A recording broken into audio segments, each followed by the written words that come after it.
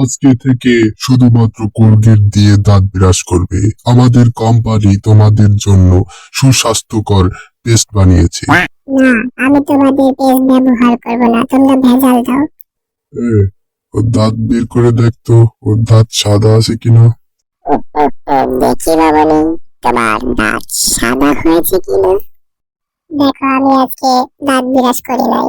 এই কারণেই তো বলছি আমাদের কোলগেট পেস্ট ব্যবহার করো, তাহলে একবার মাজলে আজীবন আর মাজা লাগবে না। দাঁত সবসময় সাদা আর পরিষ্কার থাকবে, সমঝে কি নেই? তোমাদের পেস্ট এতটা ভালো নাকি? আগে তো জানতাম না। দেখি তোমার দাঁত সাদা আছে কিনা।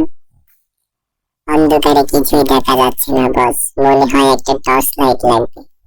টর্চের প্রয়োজন নেই, আমার কাছে প্লাস আছে। এটা দিয়ে ওর দাঁতগুলো বের করে ফেলতে হবে। তারপর আমাদের সুন্দর পেস্ট দিয়ে দাঁতগুলো সাদা করে ফেলতে হবে।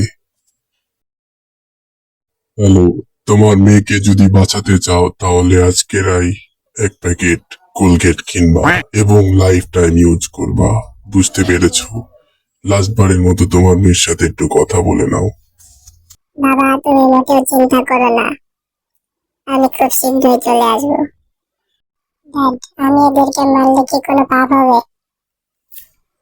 না, কিছু হবে না, তুমি চাইলে ওদেরকে মারতে পারো। ঠিক আছে পাপা।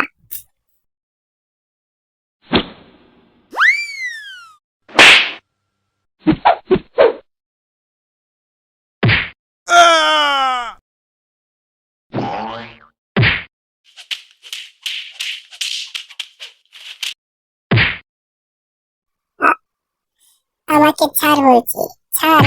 এলে এলে